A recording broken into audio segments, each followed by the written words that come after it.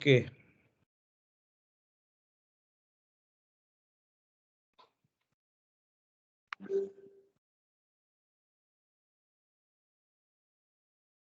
So anybody has any question in last topic on section 8 and 9?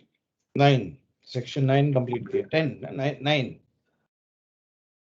Sir, we are done with section 9 of evidence. Yeah. अभी 10 पे आ जाइए आज.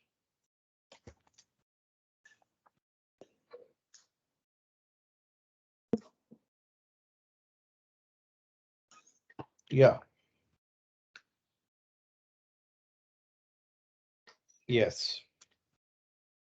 Yeah. Section 10 speaks relating to evidence, how evidence is led in respect of either offenses or proving conspiracy or in an actionable claim where conspiracy take place. Now let us see the section and see the illustration.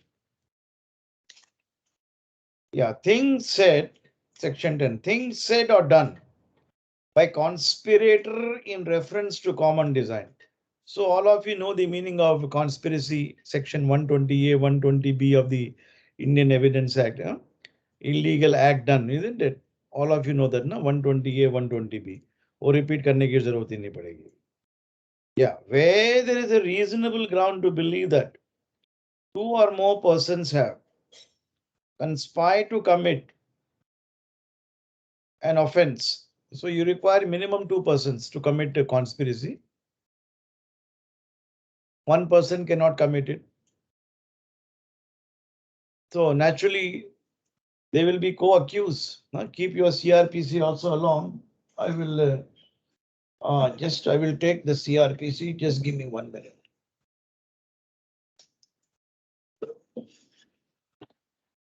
I will just take my CRPC.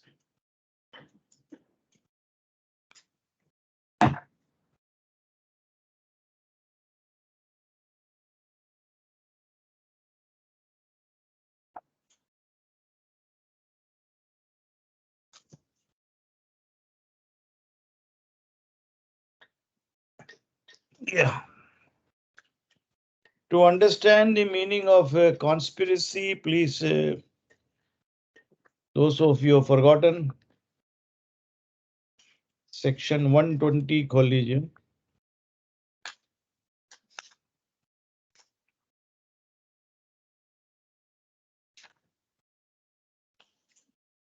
This section can be used for a conspiracy and also waging a war against the country. So the definition of a conspiracy you'll find 120A. When two or more persons agree to do or cause to be done, an illegal act or an act which is not legal by illegal means or illegal by illegal means, such an agreement is designated as a criminal conspiracy, provided that no agreement except an agreement to commit an offense shall amount to criminal conspiracy unless some act beside these agreement is done by more parties, such agreement in pursuant thereof. It is explanation immaterial whether the illegal act is ultimate object of such agreement or is merely incidental to the object. So it is immaterial whether the object is attained or not. You have entered into an agreement to commit an offense of conspiracy, you can be tried because under the scheme of the evidence of the Indian Penal Code, you know that even attempt to commit an offense is punishable. All of you मालूम है section आपको? Attempt to commit an offense is also punishable. Anybody knows this section? बताइए. First year में पढ़े आपने. Attempt to commit offenses. Chapter 23, section 511. भूलना मत when you come in practice at least. 511 open कर लीजिए आप. IPC. Punishment for attempting to commit offences punishable with imprisonment for life or other imprisonment. Whoever attempting to commit an offence punishable by this court with imprisonment for life or imprisonment or cause such an offence be committed, and such an attempt does not act toward the commission of the offence, shall, where no express provision is made by this court for the punishment of such attempt, be punished with imprisonment for description provided for the offence for a term which may extend to one half of the imprisonment for life, or as the case may be, one half of the longest term of the imprisonment provided for the offence with a such fine provided by the offence or with fine. So you are provided, it is not just the act of the offence that the parties under the scheme of the IPC attempt to commit murder or attempt to commit robbery, attempt to commit particular offence is also punishable. It is not just under the transfer of property, a mere agreement of sale is not conveyance. Property must be conveyed, there must be conveyed. Agreement of sale will not come. यहाँ पे agree to do a particular offence. Though the agreement has failed, but you have made an attempt, you are liable to be prosecuted, punished for any offence under the Indian Penal Code. So the punishment which may be prescribed is one half of the imprisonment for life. So 50% cut जाएगा इसके अंदर. But in the case of conspiracy, let us see. Then see the illustration. A makes an attempt to steal some jewels by breaking open the box and find after the opening box and there is no jewel. He has done the act towards commission of the offense of theft and guilty under this act. So he will be given one half of the sentence. If the punishment is for 7 years, 3.5 years he can be punished. Illustration D. A makes an attempt to pick the pocket of Z by thrusting his hand into Z's pocket. A fails in an attempt to consequences having nothing in this pocket. A is guilty under this section. So even an attempt to commit, यहाँ पे attempt to commit conspiracy is also covered in this matter under the scheme of 120A, 120B, which are relevant for consideration evidence under section 10 of the Evidence Act. और इसके अंदर ये भी लग जाएगा आपको सेक्शन 121 भी, waging a war or attempting to wage a war, abetting waging a war against the government of India. So here the recently the Supreme Court tried Ajmal Kasab's case, the Pakistani terrorist, the sole terrorist who was captured. So that's a good example of coming to know what is a conspiracy, what kind of evidence can be led. So Ajmal Kasab ka very voluminous judgment, you all should read it. I think when I taught you CRPC, I may have taken through some passages, but for the purpose of Evidence Act, dekh lijiye aap. So remember this section. Another section which you should remember, 34, I'll come to that. Let us see. Let us now come back to 10. Where there is a reasonable ground to believe that two or more persons have conspired together to commit an offense or actionable wrong. So these are civil proceedings. An actionable wrong may be under the law of tort, may be under the Indian Contract Act. A breach of trust is also provided. It provides a compensation to you. Maybe under the Specific Relief Act, under Section 22, you file a suit for claiming damages, isn't it? Or anything said, done,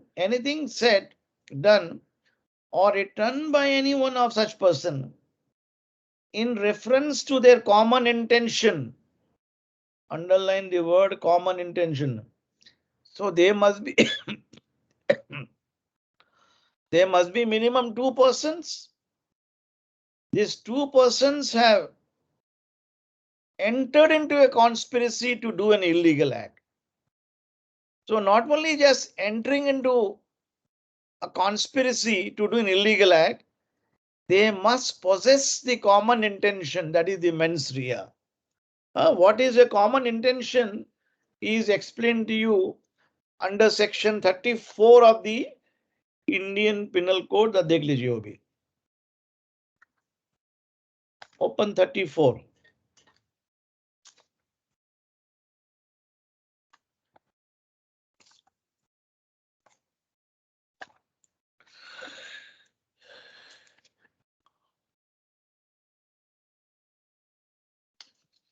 All these definitions you will get in the IPC. IPC में नहीं मिलेगा तो आपको the General Clauses Act देखना पड़ेगा.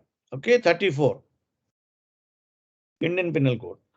Act done by several persons in furtherance of a common intention.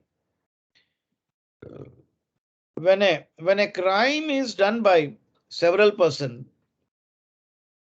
in furtherance of the common intention, for giving effect to the common intention of all, each of such person is liable for that act in the same manner as if it were done by him alone.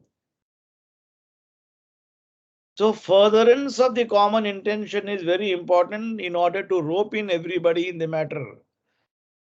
So if your common intention is lacking, conspiracy cannot be proved. Please note that. Proving a conspiracy is not an easy thing, very difficult thing. Yes. Then again come back to section 10.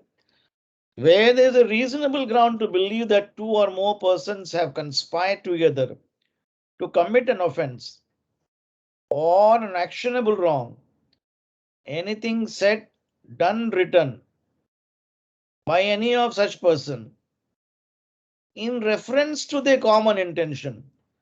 So it is not just confining to agreement in writing that conspiracy to be proved. Something can be done in your presence or my presence. We can report to the police. I heard A and B talking on the telephone that they want to blast a particular place. Isn't it? You heard it. You heard it. That is, you are a person. You are leading the best evidence under section 60 permits you to lead direct evidence. That is one. Or written by any written something is written. A letter has been written by A to B, like in bomb blast cases, in many other conspiracy cases. These conspirators from one country to other country, they keep writing letters. They have come in the hands of the CID. They have come in the hands of the intelligence. That is why so many citizens are being arrested under UPA these days. So the government is saying there is a conspiracy to overthrow the government. See, there are several lawyers and journalists in the country are presently languishing in jail. So one of them recently died before the High Court could grant a bail to him. So getting a bail is not easy in such cases, UPA, where conspiracy is involved. In Bhima Koregaon matter in Pune, half of more than 1 dozen people are languishing in jail in UPA. So the allegation against them that the conspiracy by these intellectuals, they are Maoist. That is how the government, they want to wage, they are waging a war against the government to overthrow the present setup. So written communication, or somebody is in the library, literature is found in the name of Marxist reading. So government says it's a incriminating material. He is reading this material with a view to, of course, it looks very patently absurd, but that is how the allegations are made, you know. So written will come in the form of a primary evidence, which in the nature of a documentary evidence under the Evidence Act Section 3 and Section 62 and 64, primary evidence, or 63 or 65 or secondary evidence में आ जाएगा. By any of such person in reference to the common intention, so they are harboring an animosity and harboring an intention. There is a mens rea concealed in their heart, which is open, which was revealed after reading the letters. After the time when such intention was first entertained by any one of them. So there are many retaliations One action gives rise to another retaliation. Now, presently, the Gujarat government has now convicted more than 38 persons in bomb blast case in Ahmedabad, which is supposed to be an act of retaliation to the 2002 genocide which took place in Ahmedabad. A very unfortunate killing of several innocent people in both the times in 2002 and later on in the bomb blast. So the government has chosen to prosecute them. In the prosecution, government has recorded the statement, police prosecution, and found several of them engage in a conspiracy to eliminate the state, including the then chief minister. So they have been convicted, 38 people. That is all on charges of conspiracy. That is one example. And the Bombay bomb blast case is another example where the Pakistani terrorist who has been arrested and who was convicted and sent to gallows, Ajmal Kasab's case. It's a beautiful judgment written by the Supreme Court judges. You must go through this. That is also a case dealing with what is a conspiracy, how the mens rea takes place, how the evidence is led of the conspirators, what is a common intention that you will come to know. These are lengthy judgment running into 500 pages or 1000 pages. So you have to cull out the relevant pages for your purposes. Okay. Then relevant as against each of the person. You know that you are learned in the, I took you through the Evidence Act. When there are so many conspirators, more than 2, 3, 4, 5, a joint trial can take place. 218 and 19 CRPC permits that here a joint trial can take place.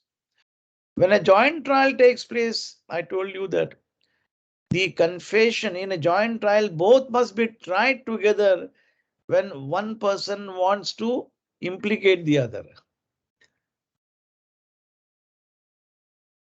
One cannot say that I participated, I did not do anything, the rest everything was done by him. I was innocent, nahi chalega. Then their evidence is recorded, section 30 and 31 of the Evidence Act giving you example with regard to statement. When the state is unable to, prosecution is unable to nab the witnesses, the accused person, they give pardon to one of them under 306 CRPC. He is made an accomplice to the prosecution and he is made to give evidence. So in many of such conspirators, it is not so easy to lead the evidence or prove the evidence. Necessarily, the prosecution mostly gives one of them pardon. So 306, 307, 308 CRPC are invoked against them. So when he gives evidence in a joint trial, he implicates himself, he gives the other. But he is given a clean sheet ultimately when the prosecution gets home. But if the public prosecutor is of the view that his views or his evidence with regard to conspiracy are not implicating the others, he is being evasive, that the permission granted to him under 306 CRPC can be withdrawn. Please note that here. Then evident relevant as against each of the person believed to be so conspiring, as well as for the purpose of proving the existence of conspiracy, as for the purpose of showing that any such person was part of it. So section 10 can be invoked to lead evidence. Number one, there existed conspiracy, that the conspiracy was sought to be executed.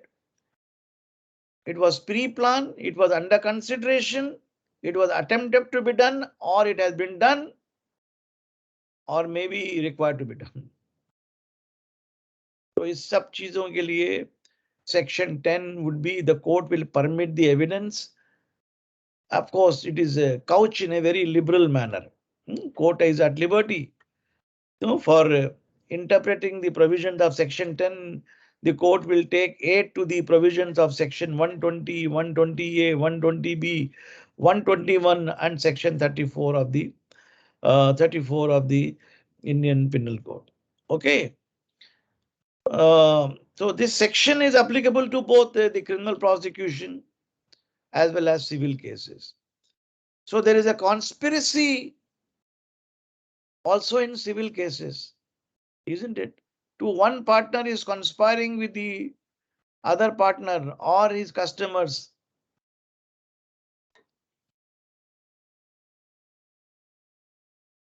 to sabotage the transaction or to deprive the legitimate dues of the other partner.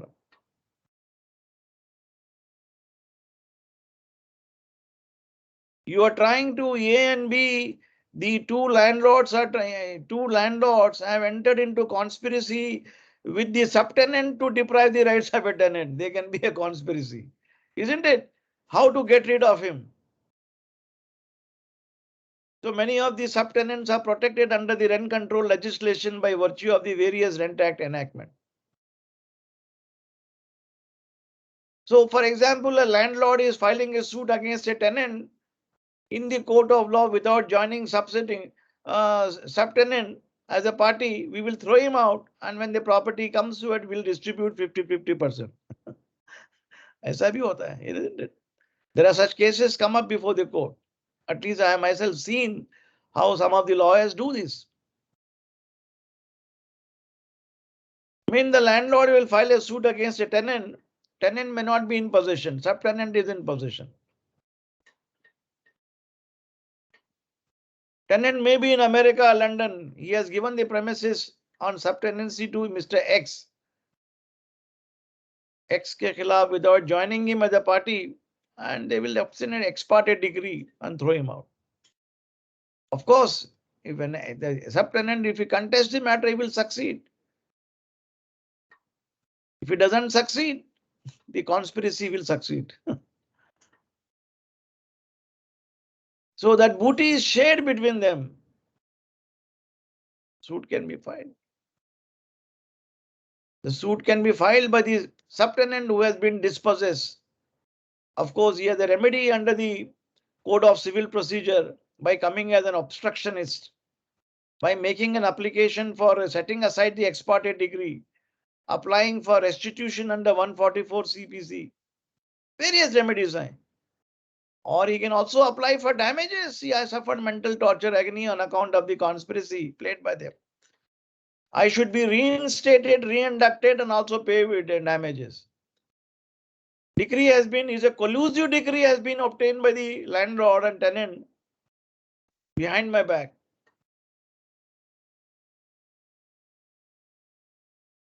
So these things do happen. Okay. Now let us see the illustration. Reasonable ground exists for believing that A has joined a conspiracy to wage a war against the government of India. Now, government of India has arrested several people these days in UPA, isn't it? Bhima Koregaon ke matter ke andar, government is feeling that there is an attempt to overthrow the government.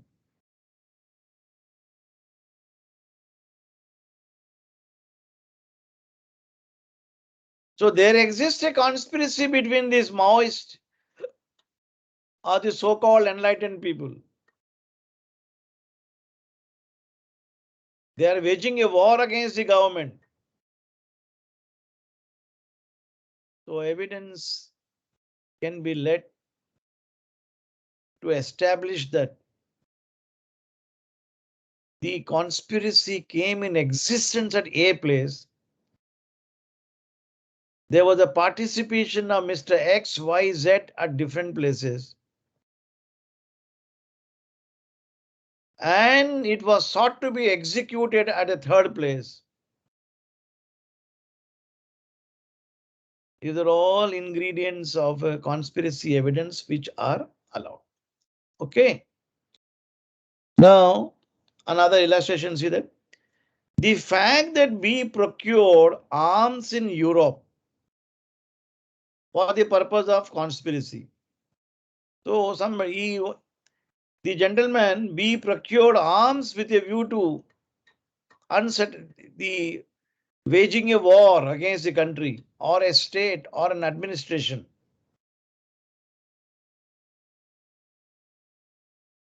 C collected money in Calcutta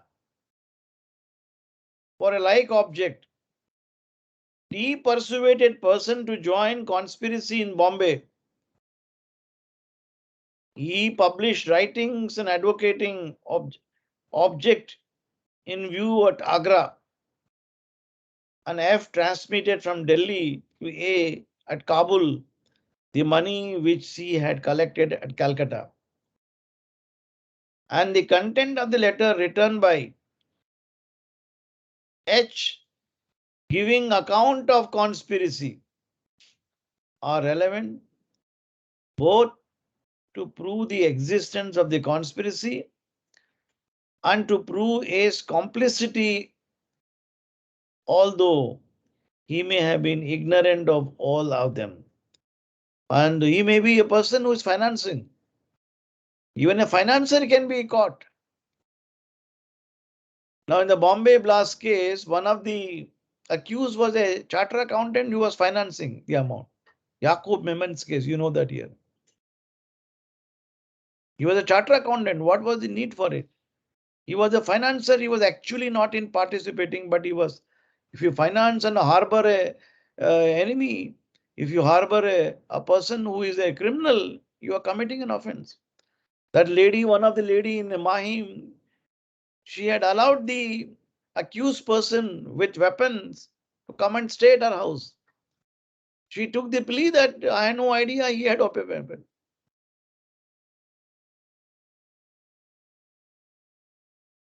And Sanjay that was holding weapons on the guys that here. His life may be in danger. I had no idea because holding dangerous weapon is a crime. And I was told to keep it. And how you can keep such a sophisticated weapon without the permission? Just somebody gave it to you. It is not some kilona, isn't it? So you are a criminal.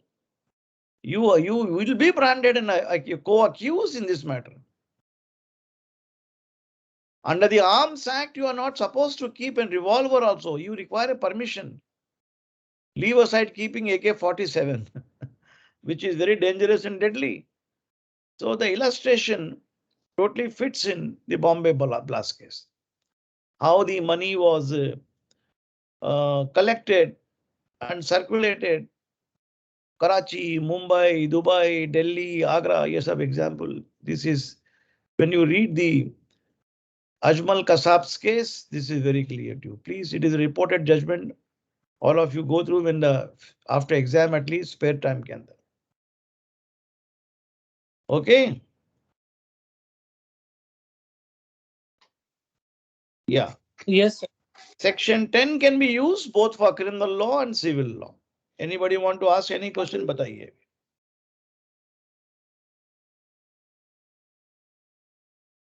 समझ में आ गया ना 10? Anybody wants to ask any question? I will take section 11 today. I'll complete it. Okay. If you have no question, nobody, then I will move to section 11, which deals with alibi evidence, which is not use the expression alibi. That is the meaning of inconsistent evidence. Okay, just turn to section 11. Section 11 देख कर लेंगे. So normally an accused takes up the plea. The offense has taken place in Bombay, but I was not in Bombay that time. I was in Calcutta. Huh? That kind of evidence is there. I was in Dubai. I was at Pondicherry. वैसा evidence लेने के लिए section 11 का help ले सकते हैं आप. ले लीजिए, आप पढ़ें. When facts not relevant, when facts not otherwise relevant, when fact otherwise not relevant become relevant. So section 5 tells you you should lead evidence only with respect to fact in issue.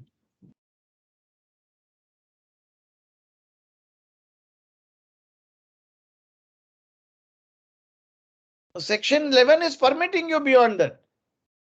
Facts not otherwise relevant, they become relevant.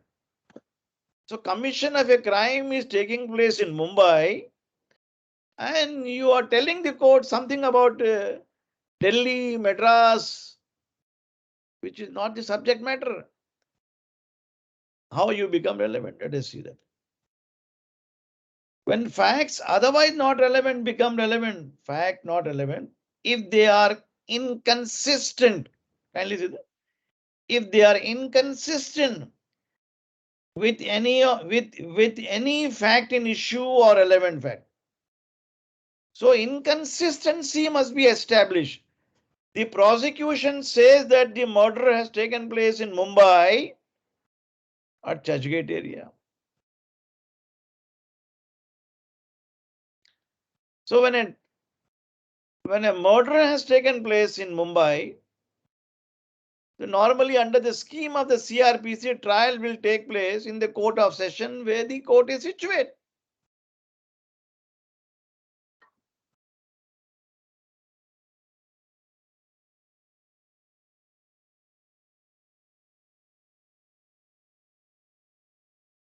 Accused will take up the defense. There has to be an accused, isn't it? Murder has taken place in Mumbai. The accused must have been captured in Mumbai. Accused will say, I was not in Mumbai. I was in Dubai that day. So evidence of he being in Dubai, remaining present Dubai will be allowed, though it is inconsistent. See that? If they themselves are in connection, if they are inconsistent with the fact in issue. So the evidence, the presence of the accused in Dubai is not consistent with the evidence of the prosecution that the crime took place in India, in Mumbai.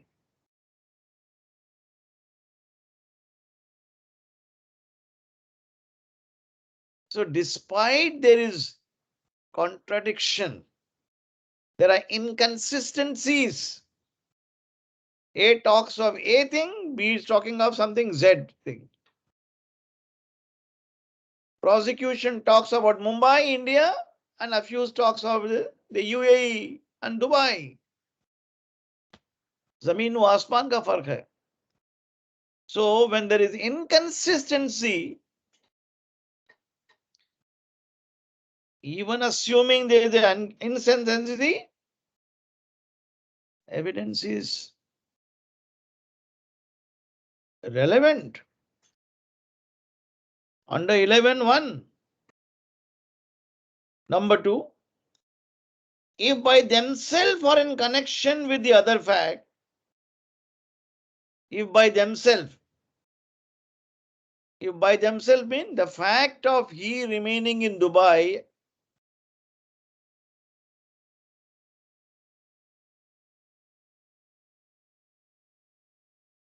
and in connection with other fact that he is gone there by reason of exigencies of his employment, he will show his visa, he will show his immigration. These are all connecting facts. That he has been there for more than 3 years, he never came to India.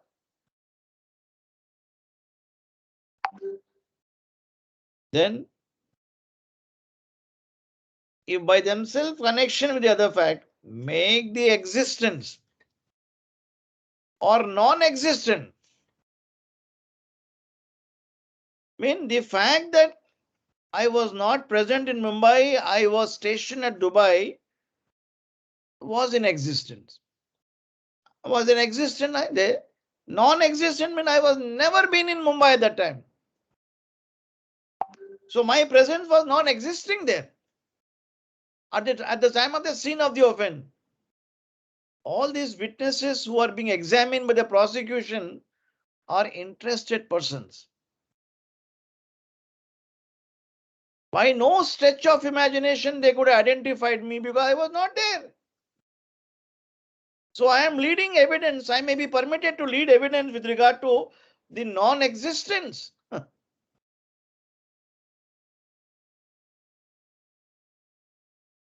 of any fact in issue. I, in fact, don't know who the accused was, who the victim was. The prosecution alleging that here we both were known to each other. So you may lead evidence to show that there is no such relationship existing or non-existing. Prosecution will lead evidence of existence that they went to school together, they went to college together. Huh? Bachpan mein they hail from a particular village. They may examine some mukhya, that is called existence, which is, of course, evidence which is not connected to the murder.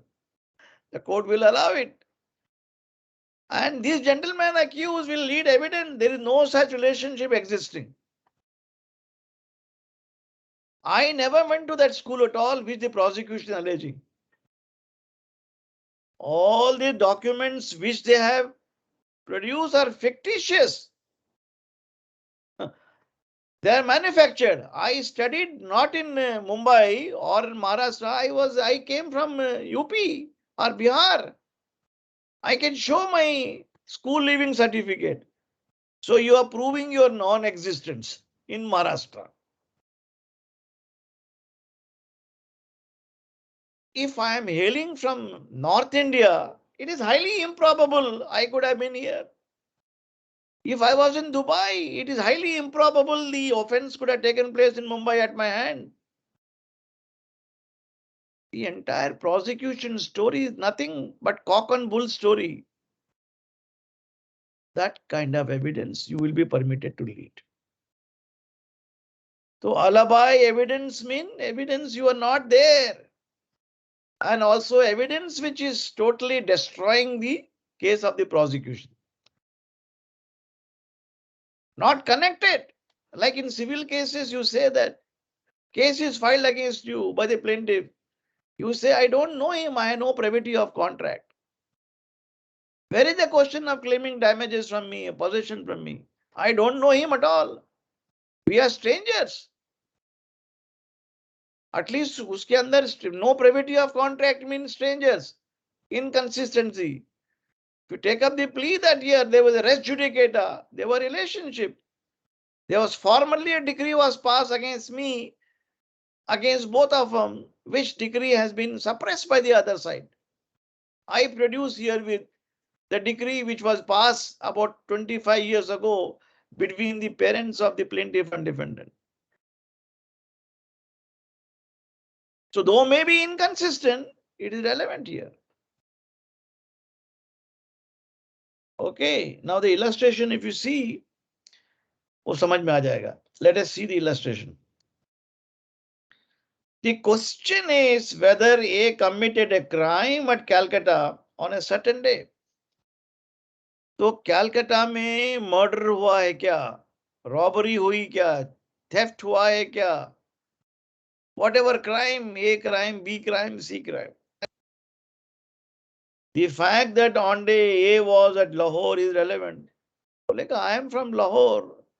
I had gone to my cousin's wedding at the time when this was drafted. Lahore and was a part of United India.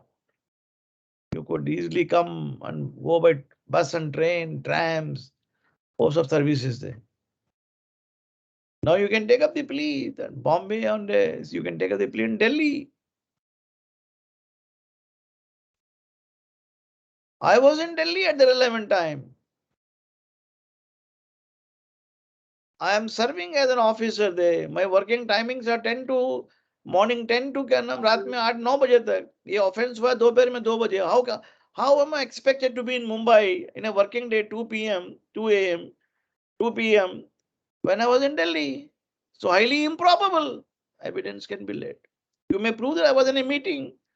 All the meetings के record prove करेंगे आप. वो laser मंगाएंगे आप.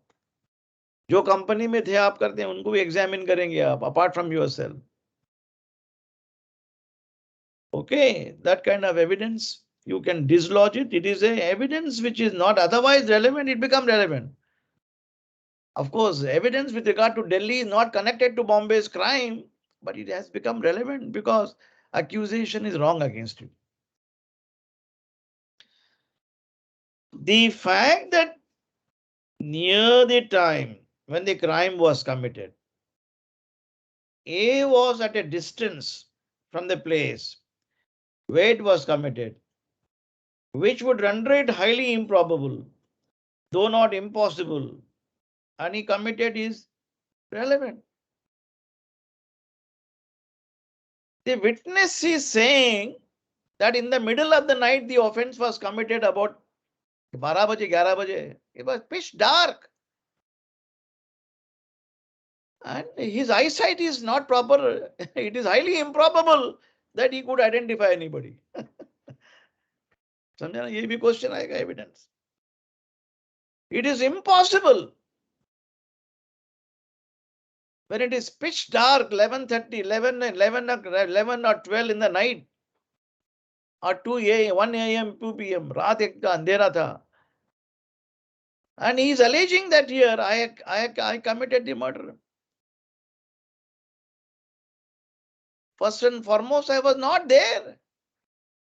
Secondly, he could not have identified in the pitch dark. His evidence is all concocted at the behest of the police he is giving. Cross examination, you can take up the plea. What is your age? How about your eyesight? The doctor will give you a certificate. Somebody, a man of above 60, 65, his eyesight level must be. Are you suffering from cataract? Did he do any operation? Huh? How did you, what is the visibility rate of his eyes? How did he identify? ये सब चीजें evidence ले सकते हैं आप court में. Okay. So it is highly impossible, improbable. I was in a distance maybe about 2 kilometers. My hut is there. How he could have seen me? The scene of offense is at the north side, around 2 kilometers. It's highly improbable and impossible for any person to see from 2 kilometers. Criminal cases, you cannot prove a person guilty on the basis of presumption. ये होगा शायद तुमने किया होगा मैंने नहीं. It is not. It must be a definite case. Save and accept the accused, nobody has committed the offense. It's not like civil cases. It is possibly the defendant has done this act. It is probable that the defendant has committed this. नहीं चलेगा. Inferences can be drawn under 114 to certain extent in criminal prosecution, but not majorly to award punishment, to declare a man guilty of that murder. Okay. So how inconsistent evidence becomes relevant here is one of the beautiful chapter on this here. Then B. The question is whether A committed a crime. The circumstances are such that crime must have been committed either by A, B or C or D. ये चारों के अलावा कोई और नहीं किया है. Every fact which show that the crime could have been committed by no one else and it was not committed by B, C, D are relevant. बोलेंगे B, C, D, both of them are chain facing grievous, serious punishment, solitary confinement. So A was freely roaming around. It is highly probable he has done this. But that itself is not sufficient. But you require evidence to prove that A had altercation with the victim.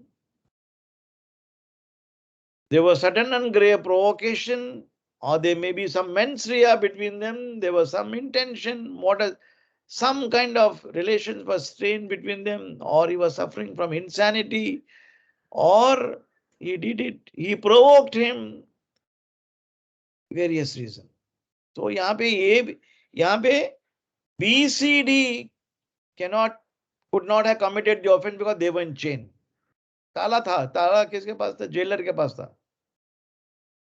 चाबी उसकी jailer के पास थी. Prison के अंदर मौत हो गई है. And only A was roaming about freely. Out of the four, only A has committed the offense. This is helpful in circumstantial evidence to prove this fact. Provided each and every circumstance is highly connected with each other.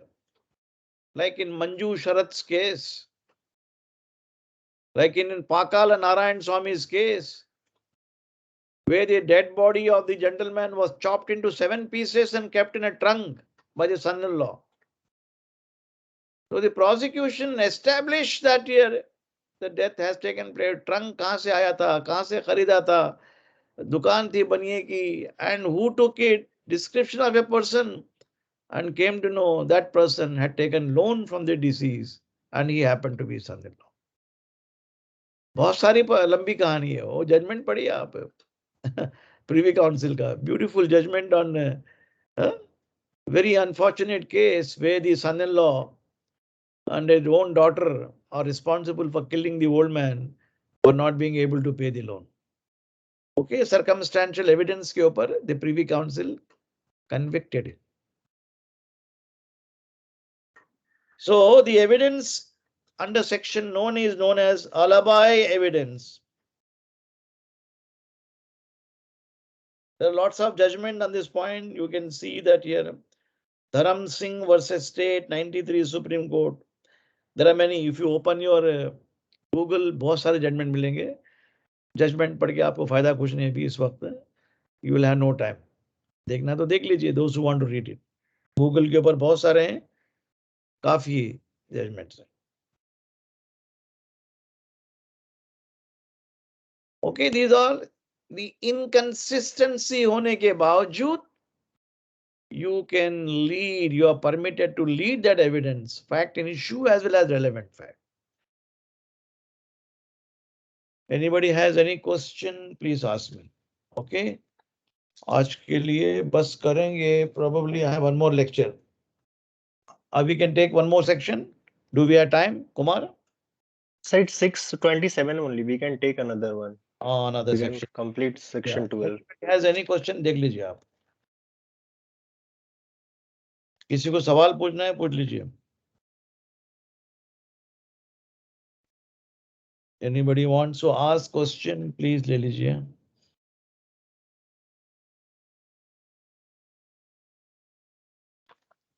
Yes. 12 पे आ जाइए अभी.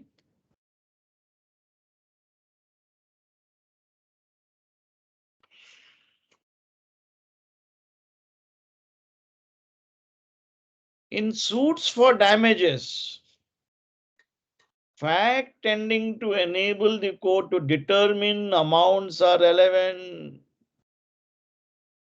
In suits in which damages are claimed, any fact which will enable the court to determine the amount to damages ought to be awarded is relevant. So damages are awarded under section 73, 74 of the Indian Contract Act. पढ़ चुके हैं ना आपने? Isn't it? All of you know that. भूल गए क्या? And law of tort में section 73 खोल लीजिए of the Indian Contract Act.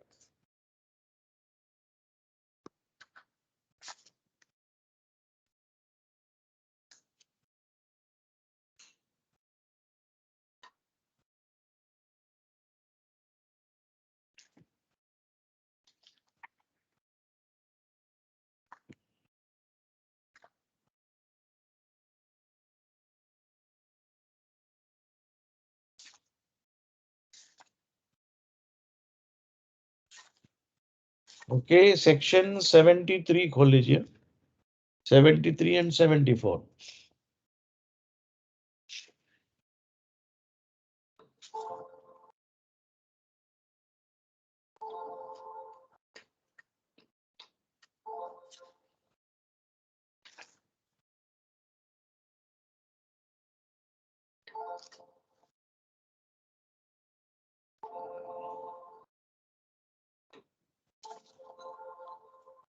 See, compensation for loss or damage caused by breach of contract. This is also a topic which is discussed under the Specific Relief Act.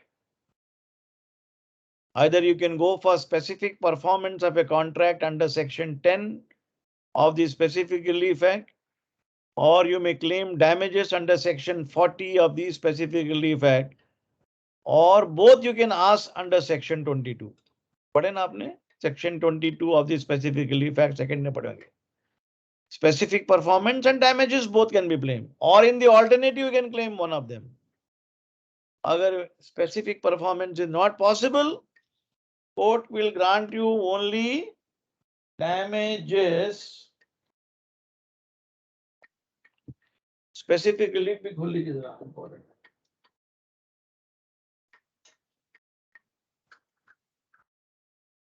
I'll just pick up my specific. One minute. Give me 1 minute.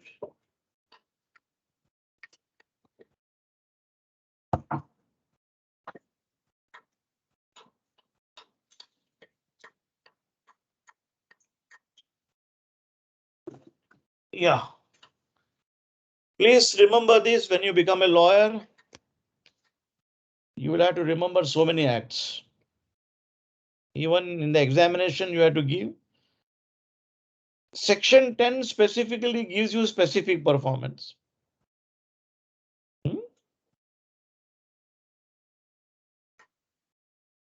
Then section 22 will tell you power to grant, relief of possession, refund of money, etc. and damages also. You can claim alternative reliefs. Then section 40 is an important section, damages in lieu of addition to injunction. So these are all relief. That's a substantive, a specific relief act may be both a substantive and procedural law, more of a substantive law. And the Indian Contract Act section 73 and 74 are giving you damages. What kind of evidence? And also law of tort, maybe you can, Baxendel's case, you must be heard of, very familiar case. Then under the provisions of Consumer Protection Act, you can lead that act. But वहाँ पे Evidence Act is strictly not applicable. This is a section 73 खोल लीजिए. Compensation for loss, damage caused by breach of a contract. Okay, I won't read the entire. Then compensation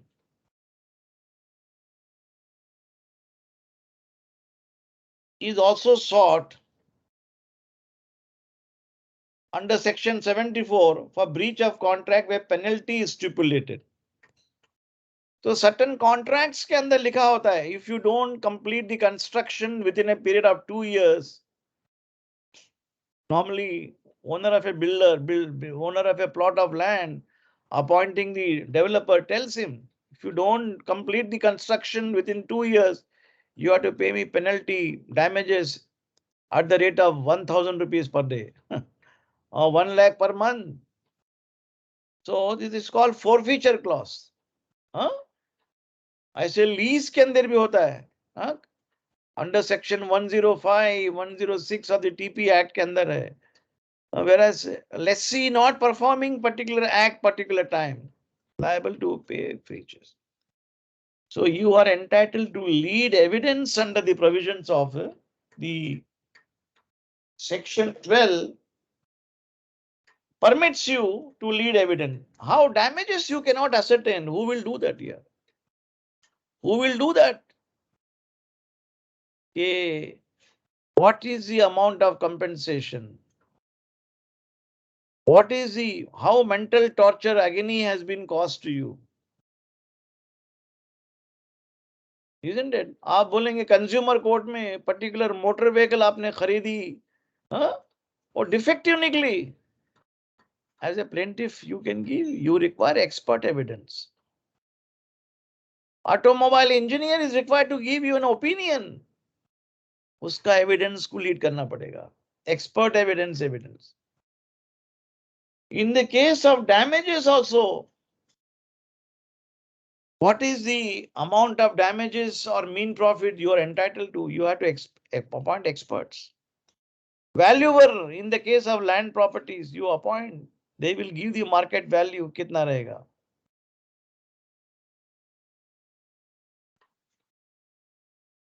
In accident tribunal cases, when accident take place, depending upon the age of a person, earning capacity, the compensations are given by the court of law, taking into consideration the evidence. What was his earning capacity? How much is qualified? कितना पढ़ा लिखा था? How long he would have lived? Some medical evidence भी काम आएगा. Did he have any ailment? कोई बीमारी थी क्या? तंदुरुस्त आदमी था. ये सब चीजें evidence you are required to lead. The court will not determine this. And technically and basically, when you file a suit for a recovery of a premises from a trespasser, and he has committed breaches and he has damaged your property and he is occupied for longer period, so a decree of eviction follows, then your second remedy will be that you should be awarded mean profits. So section 212 in this evidence and the code of civil procedure defined what is a mean profit. Somebody illegally occupying your premises and generating money, enjoying money, is liable to pay you market rate. Who can give you? The valuer. Valuer will file his application because the court will hold an inquiry under Order 20, Rule 12C CPC based upon the report of the architect. So there are provisions in the Evidence Act. Of course, in the Code of Civil Procedure, both must be read together. When you are going for a mean profit, you know the meaning of a mean profit. Section 2, Section 2, 212 and 24 check करो, वो है एक. Then order 20 rule 12C CPC के अंदर inquiry is constituted. Then under the Evidence Act, expert evidence is required to be led. You can lead the evidence of starting from section 50 देखो आप. Opinion 48, 49, 50. Starting from expert का 45 से शुरू होता है. Handwriting expert, not relevant. Your opinion as handwriting expert. Then opinion, then 48 में opinion, existence of right custom relevant. So 48 में, what was your legal right with regard to your property? Who is the defendant? Section 48 will come into play. Then opinion as to usages, tenants when relevant, 49. Opinion as to relationship between the parties, section 50. ये cover करना पड़ेगा आपको. और section 32 में भी relevant आएगा इसके अंदर for determining what should be the evidence when a person is not able to come, when you have a report of an expert. That is section 32, clause 4, opinion as to public right, custom, matters of general interest relating to existing relationships, subclause 5. So this section 12 has to be read, given a harmonious interpretation with reference to other sections of the both Specific Relief Act, particularly section 10, 22, 30, 40, Indian Contract Act 73, 74, and Code of Civil Procedure, Section 2, definition of mean profit, inquiry under Order 20, Rule 12C, CPC, mean profit. Then the other sections in the, so you have to examine your various witnesses to prove this. Suit for damages. Okay. Suit for damages, which is filed in the civil court, is different, where strict evidence is required. Then a suit for damages, where you claim in tribunals like consumer court, where you claim in a motor accident tribunal from a labor court. So they may not strictly go by the Evidence Act. They are more liberal, isn't it? Very liberal in the sense they don't believe in secondary evidence, primary evidence certificate, like even newspaper evidence is accepted there.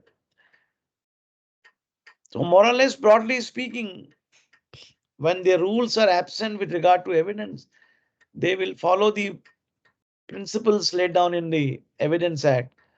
Of course, the rigidity which is attached to, which is the requirement in civil cases, will be dispensed with. Okay, that is about all section 12. 13 भी देख लेंगे, 14 cover नहीं करेंगे, 13 cover कर लेंगे.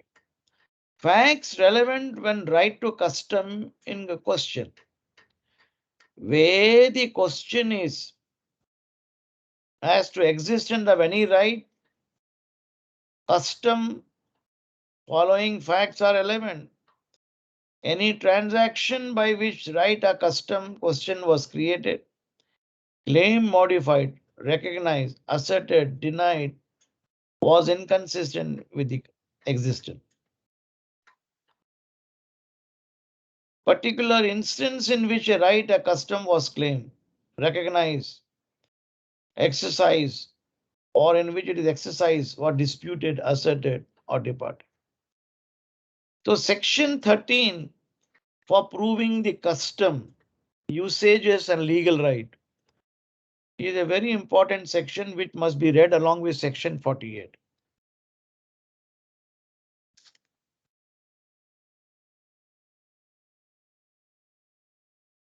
Section 48 of the Evidence Act, which I just show you.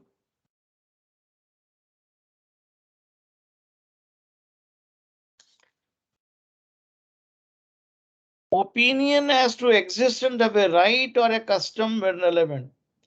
When the court has to form an opinion as to existence of any general custom, right or opinion as to existence of such a custom or right, persons who would like to know the existence are relevant.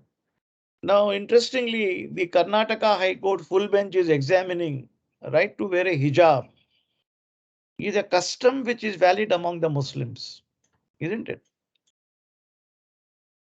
In a particular community. Of course, it is a constitution ke andar article 25, 26. There is a freedom of conscience. There is a freedom to propagate religion.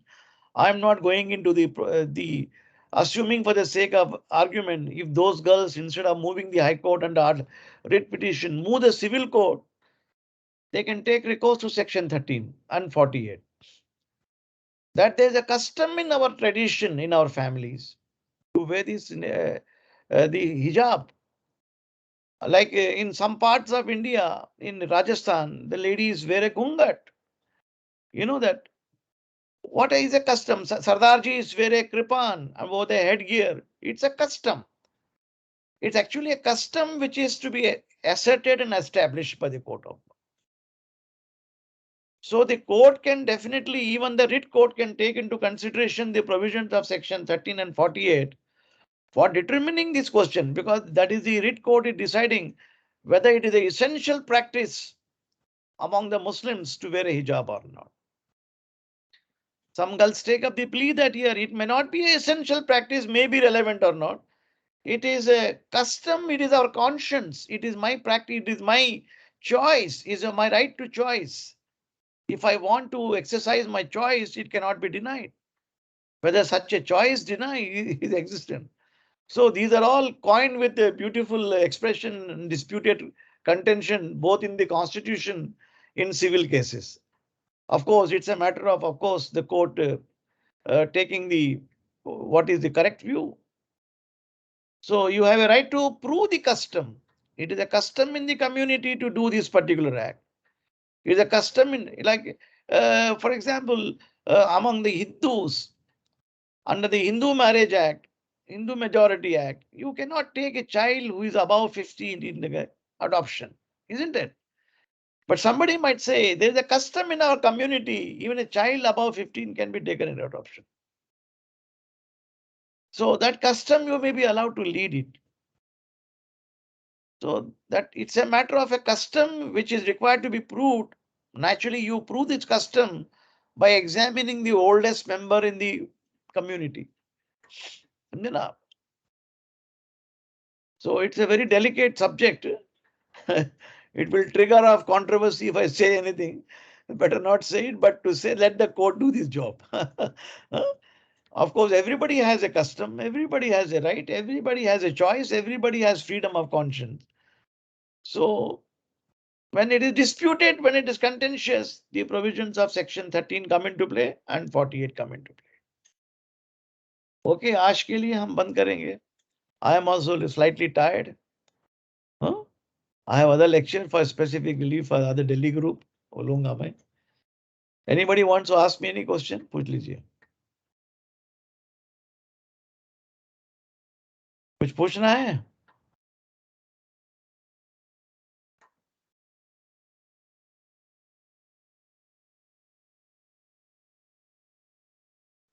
No, sir. No, any No. other question. So you are a non-controversial students. Huh? Don't want to ask any question. Huh? Okay. So it's always better to be away from controversy. Away from politics. Acha, I was given to understand the college wants to take lectures which are offline. Is it correct? Next Yes, sir. Yes, sir. The principal wants to conduct hybrid lectures, that if a professor has to conduct lecture in the college, meanwhile the very same lecture will be telecasted on Google Meet or other online medium. Very nice. That is a hybrid system रख दीजिए अच्छा रहेगा best because we have the option of choosing either this or that one. Offline, I will have difficulty in coming to college now because of various reasons. Yeah, because this timing to suit me, we can just speak together and be with you. So hybrid, I think, is you have to be in college and the same thing is telecast. No, I will not be able to come. Then you will have to excuse That's me. what the notice it seems says that, sir. Then I will be excusing myself from college. Sir, we can continue our online lecture only because Yeah, I yeah. don't think that fifth year students will be possible for them to visit the college for the Absolutely, 3-year and absolutely. 5-year In the batch. court, huh? We will meet up as friends in court, not in government law college. Sure, sir. Okay, chalo, all the best. Good night. Nobody has Thank you, question. sir. I Good take. night, sir. Thank you, sir. Good night, sir. I'll leave then. Yes, sir. We can. We can.